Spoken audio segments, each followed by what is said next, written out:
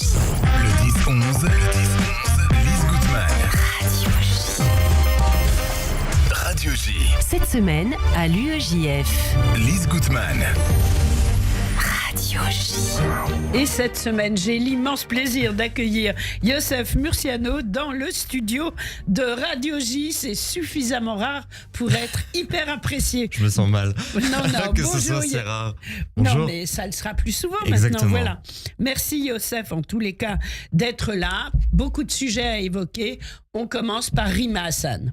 Oui, on l'a vu et on n'a pas encore eu l'occasion d'en discuter ensemble à cette antenne, mais depuis une semaine, on parle beaucoup, et notamment jeudi, on parle beaucoup de donc cette légitimation du Hamas en direct sur Sud Radio face à Jean-Jacques Bourdin.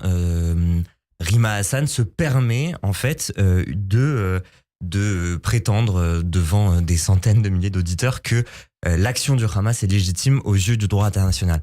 Alors deux types d'actions que l'UEJF fait quand cela advient. Le premier type d'action, c'est évidemment de répondre sur le terrain en allant coller des affiches le soir même. On a fait un collage devant les locaux de la France Insoumise pour exprimer à la fois, donc on a collé les visages de certains otages franco-israéliens en disant leur mort, leur kidnapping, leur enlèvement, les viols auxquels ils ont assisté, les massacres de masse. Tout ça n'est pas légitime et sûrement pas au vu du droit international. On l'a collé devant le local de la France Insoumise en espérant que le lendemain matin, tous les collègues de Rima Hassan puissent voir les visages de Ohad et de tous les autres otages franco-israéliens et de tous les otages israéliens qui sont encore retenus à Gaza pour se souvenir à quel point... Elle a aussi de quoi dit, on parle en réalité. On fait la liaison. Elle a aussi dit que les Bibas n'avaient pas été tués, il me semble. Que les Bibas n'avaient pas été tués par le Hamas. Par le Hamas, oui. En essayant de propager la thèse du Hamas, Oui. selon laquelle les Bibas auraient été tués suite à une frappe israélienne. Voilà, c'est ça en fait. Et vous êtes d'accord avec le fait que certains députés se mobilisent pour la déchoir de sa nationalité ? La déchéance de nationalité, vraiment, c'est pas ma place de décider de ça. Je pense qu'il faut qu'on se méfie généralement de ces demandes-là de déchéance de nationalité. Il faut qu'on reste collé au droit existant, et c'est pourquoi l'UEJF se constitue partie civile et va porter plainte contre Rima Hassan. Je vous l'annonce en direct. Contre Rima Hassan pour apologie du terrorisme, parce que c'est le cas. Évidemment, on est joint dans la procédure, on a joint à notre procédure avec Nous Vivrons et J'accuse. Oui. Et donc, on va aller devant les tribunaux pour essayer de faire condamner Rima Hassan pour apologie du terrorisme. Alors, un hommage à Kfir, Ariel et Chiri à Paris. Oui, et pas n'importe où à Paris, parce que après les hommages sur la place du Trocadéro, qu'on a pu faire, où on était sensiblement entre nous, même si On parfois était beaucoup entre nous, et c'est dur. C'est assez dur, et c'est pourquoi l'UEJF a décidé cet après-midi de rendre hommage et de faire un lâcher de ballon orange dans la cour de l'université Panthéon-Sorbonne à Paris 1. Ah oui. Et c'est ça qui va se passer cet après-midi en lien avec d'autres organisations de la fac, des organisations, donc des associations non juives qui ont décidé de rejoindre l'UEJF pour marquer leur soutien aussi à la communauté juive qui est meurtrie suite au retour des corps de Kfir, de Ariel et de Chiri, mais aussi pour montrer à quel point ils sont contre toute forme de terrorisme, qu'il soit en France ou en Israël.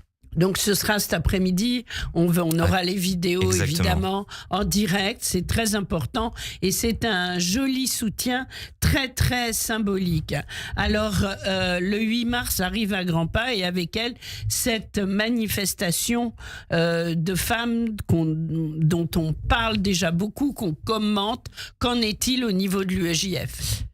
Alors, on a été relativement inquiétés par différents appels de groupes, et il faut le dire, groupes extrêmement minoritaires au sein des marcheuses du 8 mars, un appel à renvoyer le collectif Nous Vivrons, un collectif donc qui s'était constitué il y a quelques mois et dont la volonté est de venir à cette marche du 8 mars pour rappeler la mémoire des femmes israéliennes qui ont été massacrées, mais aussi pour essayer de montrer que les femmes juives, les femmes israéliennes ont aussi leur place dans les luttes féministes.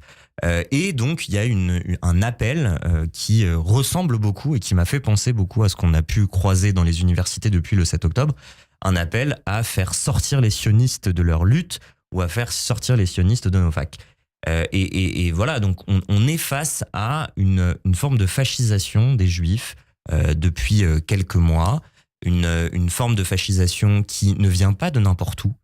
Il faut le comprendre dans la dialectique, dans la réflexion et dans la rhétorique des ennemis terroristes d'Israël, du Hamas et du Hezbollah. Il y a cette musique-là qui dit que les juifs sont des nouveaux nazis, etc. Et tant bien que mal, on ne sait pas trop comment, peut-être grâce à aussi les discours répétés de soutien à l'action légitime, entre guillemets, du Hamas de Rima Hassan, peut-être que c'est une raison, mais en tout cas, on arrive à aussi en France entendre cette musique, voir sur les murs des universités des dessins de drapeaux d'Israël où l'étoile de David aurait été remplacée par une croix gammée, ou de voir sur les murs des facs ou à l'entrée des facs des blocus avec écrit sionistes hors de nos facs.